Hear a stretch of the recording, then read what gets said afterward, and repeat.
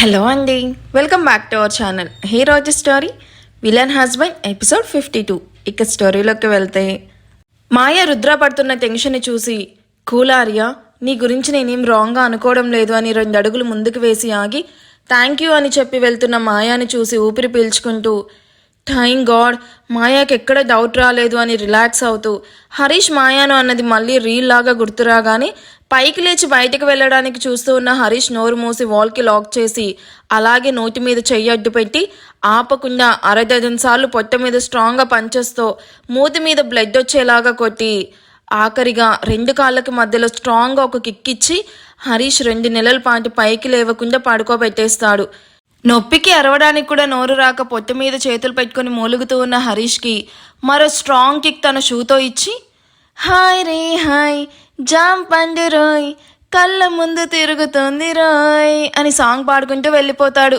వీడబ్బా ఎవడు వీడు, చంపేశాడు దుర్మార్గుడు అని వెళ్తున్న రుద్రాన్ని తిట్టుకుంటూ కష్టంగా మొబైల్ తీసుకుని తన ఫ్రెండ్స్కి కాల్ చేసి అరే ఎవడో నన్ను ఇక్కడ ఫుల్గా కొట్టి ఒక మూలను పడేశాడు, వచ్చి తీసుకుని వెళ్ళండ్రా అని మూలుగుతూనే కాల్ కట్ చేసి అమ్మా చావు దెబ్బ కొట్టాడు, వీడిని అస్సలు వదలకూడదు అని తిట్టుకుంటూ మరోవైపు నొప్పికి ఏడుస్తూ ఉంటాడు. అందరూ షాపింగ్ కంప్లీట్ చేసుకుని బిల్ కూడా వేయించేసి ఎవరి షాపింగ్ బ్యాగ్స్ వాళ్ళు పట్టుకొని జై కోసం వెయిట్ చేస్తూ ఉంటే తీరిగ్గా 15 నిమిషాల తర్వాత తను వేసుకున్న బ్లేజర్ సరిచేసుకుంటూ తన షాపింగ్ కవర్స్తో వస్తూ కనిపిస్తాడు జై. జైను చూస్తున్న ఆద్యాకి ఇందాక జైను టీనాతో అలా చూడడం గుర్తొచ్చి జైతో గొడవ పడ్డానికి కూడా చిరాకండి అసహ్యం పడుతూ ఉంటే విసుగ్గా వెళ్ళి కార్లో కూర్చొని కళ్ళు మూసుకొని ఇయర్ పాడ్స్ పెట్టుకొని సాంగ్స్ వింటూ ఉంటుంది. అందరూ ఇక్కడే ఉన్నారా, కమ్ బాగా లేట్ అయిపోయింది కదా, బయటే లంచ్ చేసి ఇంటికి స్టార్ట్ అవుదామంటూ కార్లో కూర్చోబోతున్న జైను చూసి నువ్వు హైదరాబాద్ వచ్చాక మీట్ అవుదాం, బాయ్ జై అంటూ హగ్గిచ్చి వెళ్ళిపోతూ ఉన్న టీనాను చూసిన మాయ అంటే దీనితోనే అన్నయ్య క్లోజ్గా ఉన్నప్పుడు వదిన చూసినట్టుంది అనుకుంటూ వెళ్ళి కారెక్కుతుంది. మినీ స్కర్ట్లో క్లివేజ్ షో చేస్తూ చాలా పాష్గా ఉన్న టీనాను చూసిన రుద్ర ఎవరి ఈ అమ్మాయి, జై ఫ్రెండా, అలా అనిపించడం లేదే అని ఆలోచిస్తూ కార్లో కూర్చోగానే 2 కార్స్ రెస్టారెంట్ ముందు ఆగుతాయి. ఆద్య తనకి ఆకలిగా లేదు అని చెప్పిన మాన్యా మాయ బలవంతంగా లోపలికి లాక్కొని వెళ్లడంతో ఏదో తిన్నానంటే తిన్నాను అని లైట్గా తిని కామ్గా కూర్చొని గేమ్స్ ఆడుకుంటూ ఉన్న ఆద్యాని చూసిన జై ఏమైంది దీనికి ఇంత డల్గా ఉంది అనుకుంటూ మళ్ళీ అది ఎలా ఉంటే నాకెందుకులే అని అమర్తో మాట్లాడుకుంటూ లంచ్ ఫినిష్ చేస్తాడు. అందరూ తమ లంచ్ ఫినిష్ చేసి రెస్టారెంట్లోని అంబియన్స్ బాగా నచ్చి అక్కడే కాసేపు టైం స్పెండ్ చేసి తీరిగ్గా ఊరికి స్టార్ట్ అయ్యే టైంకి ఇంటికి రీచ్ అయ్యి ఫాస్ట్గా తీసుకునే డ్రెస్సెస్ అన్ని ప్యాక్ చేసిన వాటిని మెయిడ్స్తో పంపించి ఫ్రెష్ అయ్యి హాల్లోకి వస్తారు. ఫస్ట్ టైం విలేజ్కి వెళ్ళడంతో అందరూ చాలా ఎగ్జైటింగ్గా ఉన్నారు, మెయిన్లీ అమ్మాయిలు. ఆద్య చాలా వరకు ట్రెడిషనల్ అవుట్ఫిట్నే ప్యాక్ చేసుకుంటుంది. ఇప్పుడు ఎలాగో వెళ్ళేసరికి నైట్ అవుతుంది కాబట్టి తనకి కంఫర్ట్ ఉండేలాగా navy blue and shoulder dress వేసుకొని క్యూట్గా రెడీ అయ్యి హాల్లోకి వస్తుంది. ఇది నాకు డే బై డే అందంగా కనిపిస్తుందా లేక నా కళ్ళకి ఏమైనా ప్రాబ్లం వచ్చిందా అని ఆద్య వైపు చూస్తూ మొహం తిప్పుకుంటాడు జై. ఆద్య జై వైపు తల కూడా తిప్పకుండా వెళ్ళి మహదీర్ పక్కన కూర్చొని dad luggage all set, I'm very excited అని నవ్వుతూ చెప్తూ కిందకి వస్తూ ఉన్న మాయా మాన్యాలను చూసి చిన్నగా స్మైల్ ఇస్తుంది.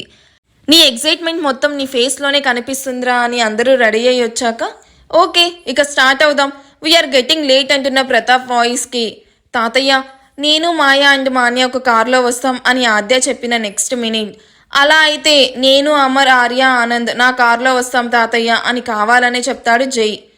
ఆద్య జై వైపు సీరియస్ లుక్ ఇస్తూ ఏదో అనబోతూ ఉంటే ప్రతాప్ మధ్యలో నిల్చుకొని ఎవరు ఏ కార్లో రావాలో నేను చెప్తాను, ఫస్ట్ అందరూ పదండి అని ఫస్ట్ కార్లో మహదీర్ డ్రైవింగ్ సీట్లో కూర్చున్న తర్వాత పక్కనే వినయ్ వెనక శైలు రేణుక ఇద్దరు సెటిల్ అవుతారు.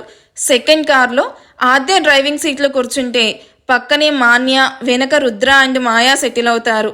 థర్డ్ కార్లో జై డ్రైవింగ్ సీట్ పక్కన ప్రతాప్ వెనక అమర్ ఆనంద్ సెటిల్ అవుతారు. అందరూ కార్స్లో కూర్చున్న తర్వాత 3 కార్స్ మొబైల్లో రూట్ మ్యాప్ పెట్టుకొని అదే ఫాలో అవుతూ దాదాపు 5 గంటల తర్వాత డెస్టినేషన్కి రీచ్ అవుతారు. వీళ్ళ కోసమే వెయిట్ చేస్తూ ఉన్న జగదీశ్వర్ శారదా గారి తమ్ముడు. ఆవిడ ఎవరు అని అనుకుంటున్నారా ఏంటి, అయ్యో అదేంటండి ప్రతాప్ గారి వైఫ్, ఇప్పుడు గుర్తొచ్చింది అనుకుంటాను మీ అందరికీ. తన ఇంటి ముందు ఆగిన కార్స్ని చూసి నవ్వుకుంటూ కార్ పార్క్ చేసి ఇంట్లోకి వస్తున్న అందరినీ నవ్వుతూ ఇంట్లోకి తీసుకుని వెళ్తాడు. మూవీస్లో తప్ప ఎప్పుడు విలేజ్ చూడని వీళ్ళకి అక్కడున్న ప్రతిదీ బాగా ఇంట్రెస్టింగ్గా అనిపిస్తూ ఉంటే జాగ్రత్తగా ఆ పాతకాలపు ఇంటిని అబ్జర్వ్ చేస్తూ హాల్లో సోఫాలో సెటిల్ అవుతారు. ఎలా ఉన్నారు బావా, ఇన్ని సంవత్సరాల తర్వాత మీరు ఇలా రావడం నాకు నిజంగా చాలా సంతోషంగా ఉంది అంటూ ఆత్మీయంగా ప్రతాప్ చేయి పట్టుకొని చెప్తున్న జగదీశ్వర్ని చూసి ప్రతాప్ చిన్నగా నవ్వుతూ ఎలా ఉన్నావు జగదీష్ అని ఒకరి గురించి ఒకరు తెలుసుకుంటూ ఉంటారు. హాల్లో కనిపిస్తూ ఉన్న వుడెన్ స్వింగ్ ఇండోర్ జ్వాలాను చూసిన ఆద్యాకి అది బాగా నచ్చడంతో వావ్ భలే ఉంది కదా అది అంటూ ముగ్గురు అమ్మాయిలు దాని మీద కూర్చొని ఊగుతూ నవ్వుతూ కబుర్లు చెప్పుకుంటూ ఉంటారు. ఈ మిర్చికి కొత్త ప్లేస్కి వచ్చినప్పుడు డీసెన్స్గా ఉండాలని కూడా తెలియదు. దీంతో జాయిన్ అయ్యి మాయా కూడా కిడ్లాగా బిహేవ్ చేస్తుందని వాళ్ళ వైపు విసుగ్గా చూస్తూ కూర్చుంటాడు జై. అరే జాగ్రత్త బంగారాలు అని అంటున్న ప్రతాప్ అందరికీ జగదీశ్వరికి పరిచయం చేశాక ఏంటి ఇంట్లో ఎవరూ లేరా, ఎవరి మాటలు వినిపించడం లేదు అని అడుగుతాడు. బాగా లేట్ అయింది కదా బావా, నా భార్య తన రూమ్లో నిద్రపోతుంది. ఇక నా కొడుకు కోడలు టౌన్కి వెళ్ళారు షాపింగ్ కోసం, ఇంకా వాళ్ళు రాలేదు. ఇక నా మనవరాళ్ళు ముగ్గురు గుడి దగ్గర జాతర కోసం ఏర్పాట్లు జరుగుతూ ఉంటే వాటిని చూడ్డానికి వెళ్ళారు. మీరు భోజనం చేసి రెస్ట్ తీసుకోండి, ఉదయాన్నే అందరికీ పరిచయం చేస్తాను. సీతాలు అందరికీ భోజనం వడ్డించు అని పని మనిషిని పిలుస్తూ ఉంటే వద్దు జగదీష్, అందరం మధ్యలోనే ఆగి తినేసి వచ్చామనగానే హో అలాగా సరే అని ముగ్గురు పని వాళ్ళను పిలిచి ఎవరికి ఏ రూమ్ చూపించాలో జగదీష్ చెప్పడంతో అందరూ ఫుల్గా టైర్డ్ అవ్వడంతో ఎవరికి ఇచ్చిన రూమ్ వాళ్ళు వెళ్ళిపోతారు. రూమ్కి వెళ్ళగానే బాగా టైర్డ్ అవ్వడం వల్ల ఫ్రెష్ అయ్యి అందరూ కూడా ఎర్లీగా పడుకుంటారు. డైలీ ఎర్లీగా లేచే జయన్ రుద్రాలకి 5కే కోడి కూతకే మెలకు వస్తుంది. బాడీను అటు ఇటు స్ట్రెస్ చేసి పైకి లేచి కూర్చుంటూ ఫ్రెష్ అయ్యి వాళ్ళ రూమ్స్ నుండి బయటకు వచ్చి చూడగా అప్పటికే ఇంట్లో లైట్స్ అన్నీ ఆన్ అవ్వడం చూసి ఇదేంటి అప్పుడే అందరూ లేచారా, ఇక్కడ ఇంత ఎర్లీగా లేచి ఏం చేస్తారు అని జై తొలి వెలుగు రేఖల్లో అందంగా ఉన్న ఇంటిని చూస్తూ ఉంటాడు. ఇల్లు తగలబడిపోతున్నట్టు పొగేంటి ఇలా వస్తుంది అని దగ్గుతూ చేత్తో మొహం మీద ఊదుకుంటూ ముందుకు చూసిన రుద్రాకి గ్రీన్ అండ్ రెడ్ కలర్ లంగా ఓనీలో తలకి టవల్ చుట్టుకొని ఒక చేత్తో ధూపం వేస్తూ మరో చేత్తో ధూపాన్ని చేత్తో అన్ని రూమ్స్కి వేస్తూ తన అందమైన గొంతుతో వెంకటేశ్వర స్వామి సుప్రభాతం పాడుతూ ఉంటుంది ఒక అమ్మాయి. సుప్రజా రామ పూర్వ సంధ్యా ప్రవర్తతే ఉత్తిష్ట నరశార్దూలా కర్తవ్యం దైవమాహ్నికం. కౌసల్యా సుప్రజా రామ పూర్వ సంధ్యా ప్రవర్తతే ఉత్తిష్ట నరశార్దూలా కర్తవ్యం దైవమాహ్నికం. ఆ అమ్మాయి వాయిస్ విన్న రుద్ర ఒక్కో స్టెప్స్ దిగుతూ ఆఖరి మెట్టు మీద నిల్చుకొని ఆ అమ్మాయి వైపు చూస్తూ ఉంటాడు. అమ్మాయి గొంతే కాదు, ఆ అమ్మాయి కూడా ఎంతో అందంగా ఉంది. అలా పాడుతూ వస్తూ ఉన్న అమ్మాయి రుద్రాని చూసి కంగారుగా లోపలికి పరిగెత్తడం చూసి రుద్ర నవ్వుకుంటూ ఉంటే వెనక స్టెప్స్ దిగుతూ వచ్చిన జై హాయ్ రుద్ర గుడ్ మార్నింగ్ అంటూ విష్ చేయగానే గుడ్ మార్నింగ్ జై అంటూ ఇద్దరు బయటకు నడుస్తారు. ఇద్దరు గుమ్మం బయటకు వచ్చి ఇంకా మంచు కురుస్తూ ఉన్న ఉదయాన్ని చూస్తూ వావ్ ఎంత ప్లెజెంట్గా ఉందో కదా ఈ మార్నింగ్, అండ్ ఈ వెదర్ కూడా చాలా చాలా బాగుంది అంటూ ఇద్దరు మాట్లాడుకుంటూ ముందుకు చూడగా ఒక అమ్మాయి ముగ్గు వేస్తూ ఉంటే ఇంకో అమ్మాయి వాటికి కలర్స్ వేస్తూ ఉంటుంది.